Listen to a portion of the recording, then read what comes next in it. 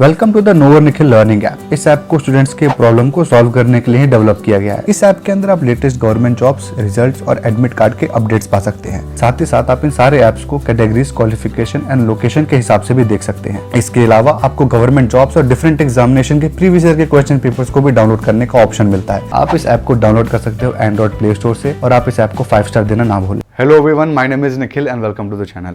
आज का video NABARD grade A और ग्रेड बी के एग्जामिनेशन पैटर्न, एलिजिबिलिटी क्राइटेरिया के जो अंदर चेंजेस आए हैं उसके ऊपर है। देखिए, मैंने लेटेस्ट में एक वीडियो अपलोड किया था NABARD grade A grade B के लिए, लेकिन वो जो वीडियो है वो ऑफिशियल नोटिफिकेशन निकलने से 1 से 2 दिन पहले अपलोड हुआ था और रिकॉर्ड उससे भी 1 दिन पहले हुआ था। न्यूज़पेपर में या फिर रोज़गार समाचार में सबसे पहले ही पता चल जाता है कि नोटिफिकेशन निकलने वाली है, आर्टिकल आ जाते हैं। तो उस आर्टिकल के बेसिस पे और पिछले नोटिफिकेशन के बेसिस पे हम वीडियो बनाते हैं। और अब क्या हुआ है कि कुछ चीज़ें चेंज हुई हैं उस नोटिफिकेशन के अंदर। तो आज के इस वीडियो में वो सब कुछ क्लैरिफाई करने वाला हूँ। मैं उस वीडियो को मैं कई बार कह चुका हूँ कि उस वीडियो में कमेंट में लोग कह रहे हैं सर 60% है या 50% है, बहुत डाउट आ रहा है। तो मैं उस डाउट को क्लियर करने के लिए ही ये वीडियो बना रहा हूँ, क्योंकि बहुत ज़्यादा लोगों को डाउट आ रहा है, लोग समझ नहीं पा रहे हैं। तो आज के इस वीडियो में हम सारे डाउट क्लियर कर देंगे आपके कि नाबार्ड के अंदर क्या क्या चेंजेस हैं, क्या क्या चेंजेस नहीं हैं। तो चलिए कंप्यूटर में चलते हैं, सीधा देखते हैं चीज़ें। तो हम देखने वाले हैं नाबार्ड के अंदर सारे की सारी डिटेल में चेंजेस, सिर्फ चेंजेस को देखेंगे हम यहाँ पे। तो सबसे पहले मैं आपको फ्री स्टडी मटेरियल के बारे में बताता हूँ। देखिए, फ्री स्टडी मटेरियल जो है वो ज़रूर सबको अवेल करना चाहिए और यहाँ पे उसके बारे में बताऊँगा।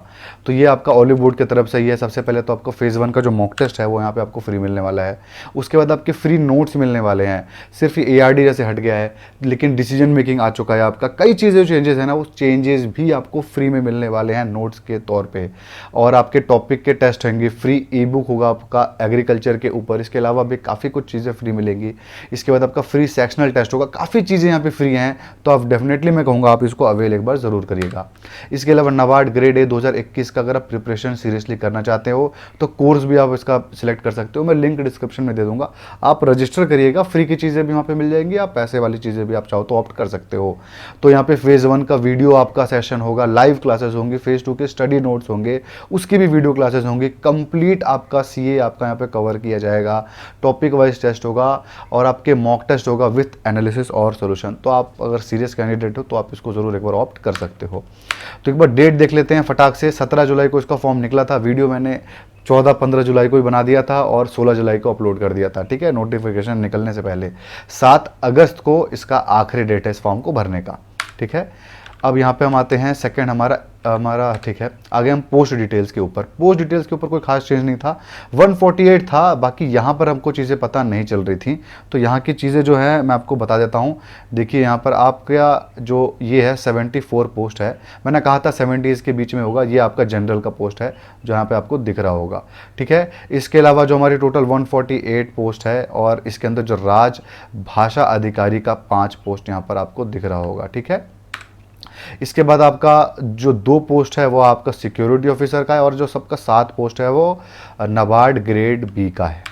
इसके बाद हम आते हैं एजुकेशन क्वालिफिकेशन में आए चेंजेस के ऊपर। आप देखिएगा यहाँ पे इसको आप 2 पार्ट में डिवाइड कर लीजिए ऐसे करके।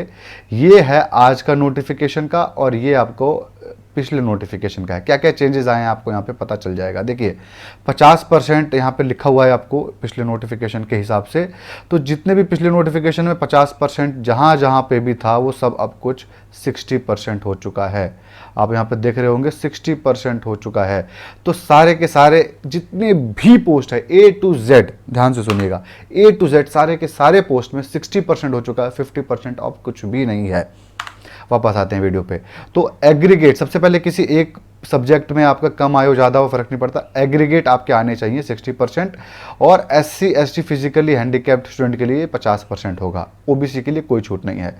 अगर आपके ग्रेजुएशन में 60% नहीं आए हैं तो अगर आपने पोस्ट ग्रेजुएशन किया है या फिर आपने MBA किया है, PGDM किया है और उसके अंदर आपके 55% मार्क्स कम से कम थे तो आप अप्लाई कर सकते हो। और SC ST फिजिकली हैंडीकैप्ड के लिए ये चीज़ है 50%। तो 55% यहाँ पे 5% का रिलैक्सेशन दिया गया है। जबकि आप यहाँ पर देखोगे ना तो 50% मार्क्स जो यहाँ पर है आपका पोस्ट ग्रेजुएशन वालों के लिए था, ग्रेजुएशन वालों के लिए भी 50 था। लेकिन ध्यान से देखिएगा, जिन्होंने 2 साल का पीजी डिप्लोमा किया है मैनेजमेंट या फिर एमबीए किया है, उनके लिए कोई परसेंटेज का रिक्वायरमेंट था ही नहीं, लेकिन अब उनके लिए भी 55% का रिक्वायरमेंट आ चुका है। तो एमबीए पीजीडीएम वालों के लिए 55%, पोस्ट ग्रेजुएट के लिए 55% और ग्रेजुएट के लिए 60% है, और ये सारे पोस्ट के लिए कॉमन है, सिर्फ इस पोस्ट के लिए ही नहीं है। अब हम आते हैं सेकंड चेंज देखते हैं, ग्रेड बी के अंदर क्या एजुकेशन क्वालिफिकेशन का चेंज आया है, और सबसे बड़ा चेंज इसी के अंदर आया है जो हम देखने वाले हैं।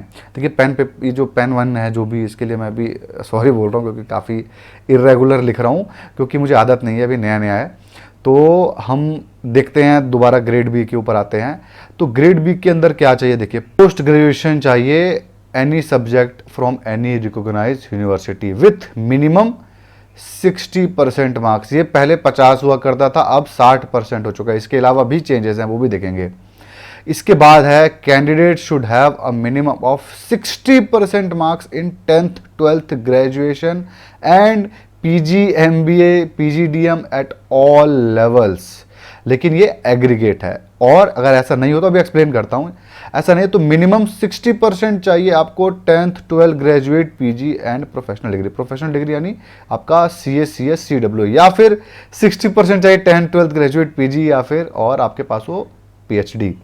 तो कुल मिला के आपका 10th 12th ग्रेजुएशन और पोस्ट ग्रेजुएशन सब में 60% से ऊपर मार्क्स चाहिए यहां पर, वरना आपका सिलेक्शन ये नहीं करेंगे, आपको इस फॉर्म के लिए अप्लाई ही नहीं कर सकते आप।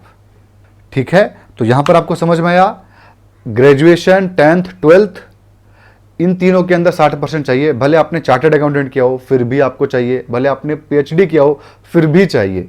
तो सीए किया है, पीएचडी किया है, या फिर पोस्ट ग्रेजुएशन किया है, या फिर एमबीए किया है, अप्लाई तो आप कर सकते हो, लेकिन ये 10th 12th और ग्रेजुएशन में आपके 60% से ऊपर मार्क्स चाहिए ही चाहिए। अब इतना ही नहीं है, अब यहाँ पे और एक नया टंटा आया है, देखो एक्सपीरियंस का। अब पहले एक्सपीरियंस की डिमांड नहीं थी, अब यहाँ पे एक्सपीरियंस का आ चुका है। एक्सपीरियंस कितना, मिनिमम 3 इयर्स का एक्सपीरियंस चाहिए। ठीक है, मिनिमम 3 इयर्स का यहाँ पे हमको एक्सपीरियंस चाहिए, और 2 ईयर का एक्सपीरियंस चाहिए एससी और फिजिकली हैंडीकैप्ड के लिए, एसटी के लिए यहाँ पर नहीं है। वो भी रिलेवेंट सेक्टर में चाहिए, जिस फील्ड के लिए अप्लाई कर रहे होगे उसके अंदर चाहिए, बैंकिंग में चाहिए, फाइनेंस में चाहिए, जिस फील्ड के लिए अप्लाई कर रहे होगे ना उस फील्ड में आपको चाहिए। और जो आपका एक्सपीरियंस है वो आपके क्वालिफिकेशन के बाद होना चाहिए, उससे पहले नहीं। स्पेशली ये चार्टर्ड अकाउंटेंट्स के लिए, सीए जो आर्टिकलशिप करते हैं 3 साल का, उसकी गिनती यहाँ पे नहीं होगी। इसके अलावा आपको बस यहाँ पे डिग्री की रिक्वायरमेंट ऑथराइज होना चाहिए, बस ये लिखा हुआ है। ये हो गया एजुकेशन क्वालिफिकेशन, बस सी था जितना एजुकेशन क्वालिफिकेशन के ऊपर था। अब हम आते हैं एग्जामिनेशन पैटर्न के ऊपर। एग्जामिनेशन पैटर्न जो है हमारा वो सब कुछ सेम है, सिवाय इस पॉइंट के और हमारे इस पॉइंट के। नंबर ऑफ क्वेश्चन इंग्लिश में 40 हुआ करते थे 40 मार्क्स के, अब ये 10 यहाँ पे कम हो चुका है, 30 और 30 हो चुका है। अब ये 10 कम होकर के आ चुके हैं यहाँ पे।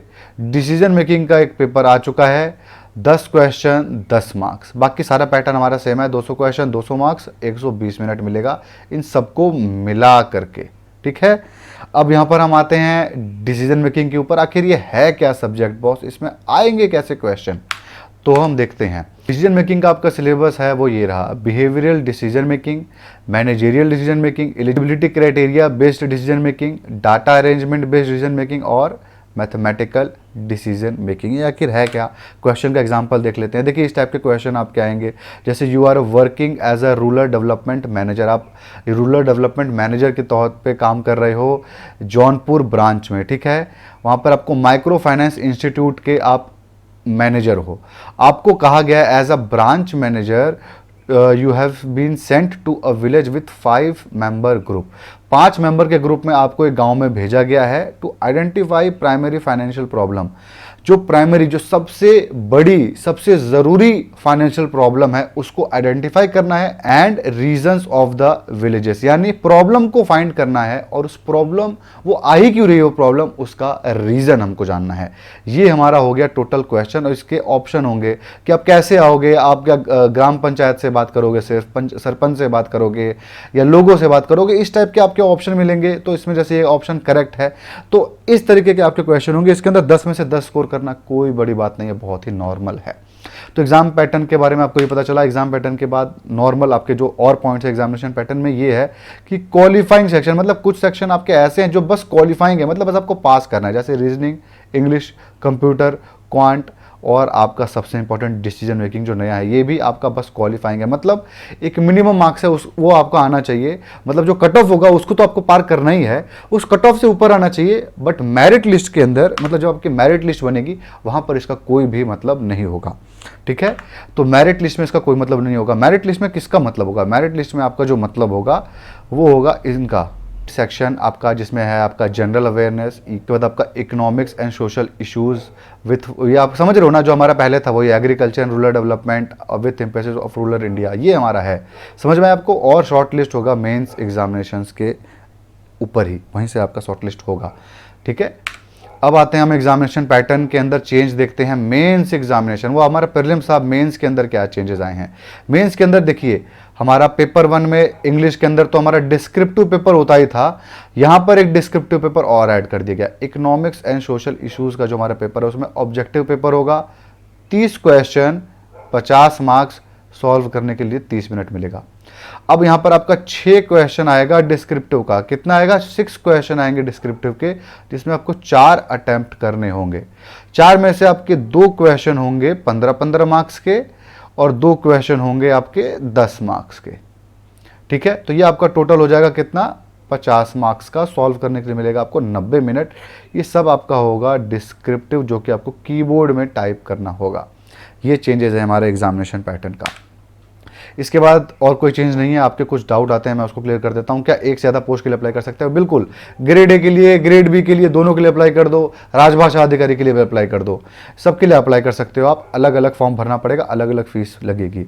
अब आते हैं यहाँ पे स्टेट के, अलग किसी भी आप स्टेट से अप्लाई कर सकते हो। आप इस देश में कहीं के भी नागरिक हो, कहीं से अप्लाई कर सकते हो, कोई प्रॉब्लम नहीं है।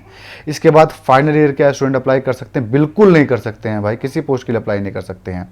उसके बाद ऑनर्स परसेंटेज, जो परसेंटेज कैलकुलेट हो रहा है वो किस हिसाब से हो रहा है? देखिए, अगर आपके ऑनर्स प्लस जो आपका पास कोर्स होगा, मतलब आपने जैसे बीकॉम ऑनर्स किया हुआ है, तो आपके अगर सर्टिफिकेट में, प्रोविजनल सर्टिफिकेट में इन दोनों के मार्क्स जोड़ करके लिखे हैं, अगर वो 60% से ऊपर हैं तो आप अप्लाई कर सकते हो, वरना आप नहीं कर सकते हो।